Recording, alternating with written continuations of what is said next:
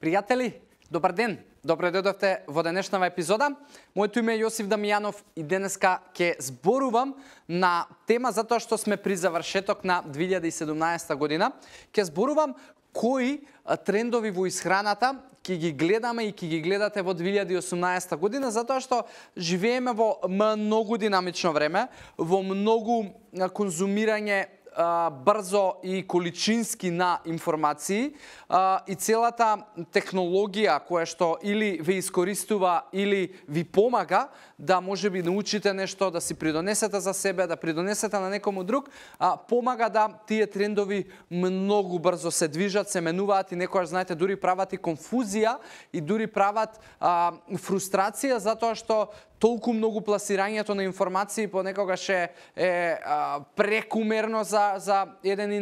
индивидуалец кој што можеби недоволно ги разбира работите или не знае кои работи да ги прифати и да ги третира како вистина и затоа понекогаш знае да биде проблем. Но во секој случај, еве што е мое мислење и што јас го прибрав како информации и го читав и го насетував дека ќе се случува во следнава година, барем во глобални рамки, ние секогаш малку си доцниме, али у секој случај веќе ги прифаќаме многу работите брзо, затоа што едноставно уживаме во бенефитите на технологијата и на интернетот и социјалните мрежи. Она што ќе го гледаме во 2018 година е тоа што се повеќе луѓе ќе се ориентираат на храна од растително потекло,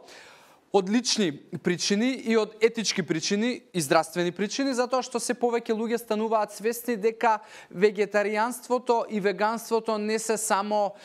трендови кои што се направени за да бидам различен и да изводам, како што некои луѓе зборуваат, туку напротив се трендови кои што настанале поради потреба на луѓето и поради тоа што фактите говорат дека многу луѓе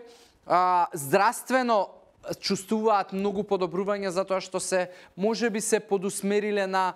вегетаријанство и веганство и на еден начин можеби не мора да бидете вегетаријанци и вегани, но во секој случај ќе има се поголемо инкорпорирање на производи од растително потекло и тој баланс можеби ќе дојде на 50-50 или пак ќе преовладуваат повеќе растителните продукти за разлика од животинските, што е моја препорака и нешто што јас секако го правам. Се повеќе ќе гледаме, не знам, киноа, просо, најразлични типови на замени на можеби на месо, на јаглехидратните извори, на растителни влакни извори и така натаму, што е супер. Нешто што исто така ќе го гледаме во 2018 година е се погласното зборување и употребување на пробиотици, бидејќи се повеќе луѓе се свесни за тоа дека дигестивното здравје е постулатот на општата добросостојба и здравје на луѓето и пробиотиците се повеќе ќе ги гледаме во производи кои што денеска ги купуваме како чаеви, како можеби одредени други напитоци, ќе ги нормално прехранбената индустрија нема да избегне да ги стави во чоколадца, во мафини, во не знам грицки, во колачи и така натаму и многу од нив ќе злоупотребат овој тренд и многу од нив на своите етикети и на своите опаковки од чоколадца ќе кажат дека е збогатено и многу богато со пробиотици, што е нормално и ќе се злоупотребува, но во секој случај ќе зборуваме можеби на таа тема како да препознавате етикети во овој дел, кога тоа ќе стане реалност и во Македонија, верувам дека до крај на 2018 ќе стане. Друга работа која што исто така ќе се прави е да се повеќе луѓе ќе се ориентираат на тоа да користат додатоци во исхрана или типови на храна кои што ќе им го одложат старењето. Ќе се зборува многу за здравје на мозок, за како да когнитивните функции, памтењето и меморијата останат што повитални во подоцнежни години, затоа што се сме свесни за сериозноста на нашите навики во младоста и средновечноста, како ќе резултираат со тоа дали можеби ќе добиеме некои хронични дури заболувања како што се Алцхаймер и така натаму, затоа што, пак ќе речам, се што ставаме во устата резултира со некакви последици на крајот на денот. Уште нешто што ќе го гледате во 2018 како тренд е дека се повеќе луѓе ќе почнат да се насочуваат кон исфрлање на одредена група на производи од својата исхрана или неконзумирање на конкретни продукти поради тоа што се повеќе сме свесни за тоа дека нашата генетика се активира и деактивира во зависност од начинот на живот кој што го имаме и од зависност на тоа какви производи внесуваме или не внесуваме во нашата исхрана. Се повеќе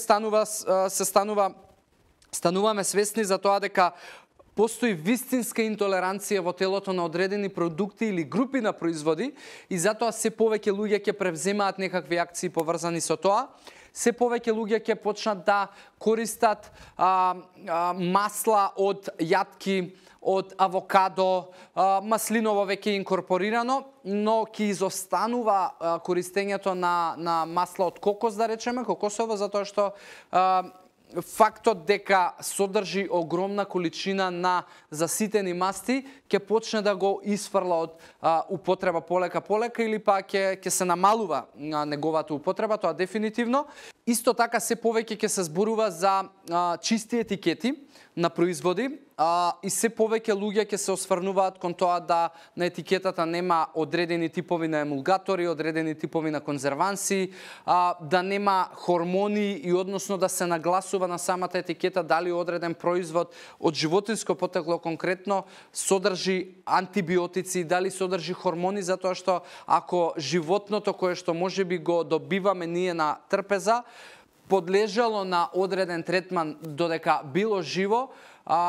и конзумација на одредени типови на храна и добивање на лекови, тоа ќе сакаме да го знаеме и се повеќе луѓе ќе бидат ориентирани кон тоа затоа што свесноста за тоа постои. Така да, дечки, горе-доле тоа би било што ќе го гледаме во 2018 година, дополнение на сето тоа и мислам дека ќе гледаме се повеќе луѓе како употребуваат етерични и есенцијални масла и одредени зачини, затоа што повторно и антивоспалителното дејство и антибактериското дејство на одредени растенија се наметнува како сериозна тема затоа што дава на вистина добри резултати. Се повеќе ги гледате како се користат куркума, ѓумбир, ориганото кое што до сега сме го користеле само како можеби во пица и во ништо повеќе, се повеќе ќе биде користено како лек. Тука си нормално и маслата од есенцијалните масла од многу од тие растителни односно од растенија кои што ги напоменав. Така да тоа би гледале од прилика, ако имате нешто да додадете или да искоментирате, слободно дополнете оваа листа на трендови кои што ги гледаме во 2018 година. И за оваа тема јас тука би завршил. На крај би ви посакал здрави животни навики, би ви посакал убав ден и ќе се видиме во следна епизода. Чао, чао!